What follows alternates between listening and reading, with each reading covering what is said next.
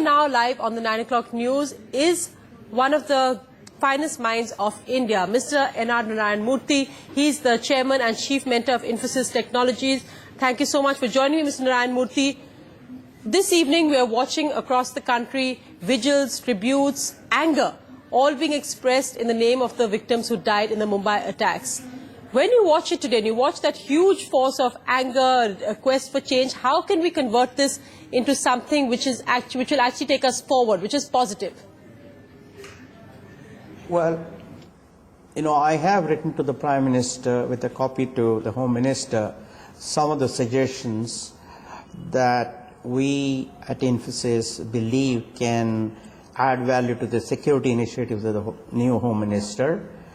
The first thing that we have requested is that the industrial parks must be declared as notified areas under the 73rd Amendment of the Constitution.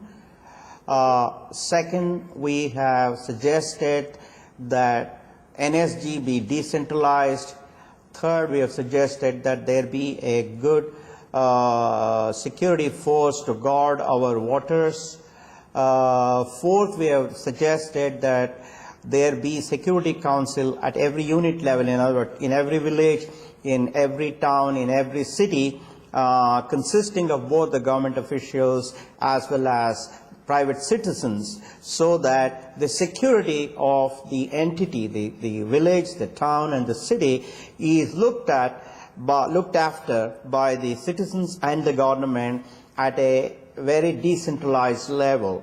We have made several other suggestions, but I do think that we have to realize that the security cannot be the responsibility of just the federal government. Every entity in the country has to worry about security, the citizens have to participate, and we have to ensure that there is good cooperation between the government and the citizens in this area. But Mr. Narayanan Murthy, we're seeing all this talk on the streets, we're seeing a huge national mood for change. Will this really be a turning point? Do you see this? We've seen so many blasts, we've seen so many terror attacks over the years, we've seen Kargil, nothing's changed. Do you think that what happened in Mumbai will actually be a turning point? It is. There is no doubt at all. Looking at the kind of reaction that we have seen from every citizen in the country, whether it's in Bombay or Bangalore or Delhi, whether it's corporates or individuals, whether it's bureaucrats or private citizens. I do believe that this tragic, sad event has indeed touched the chords of everybody that matters in the country, everybody that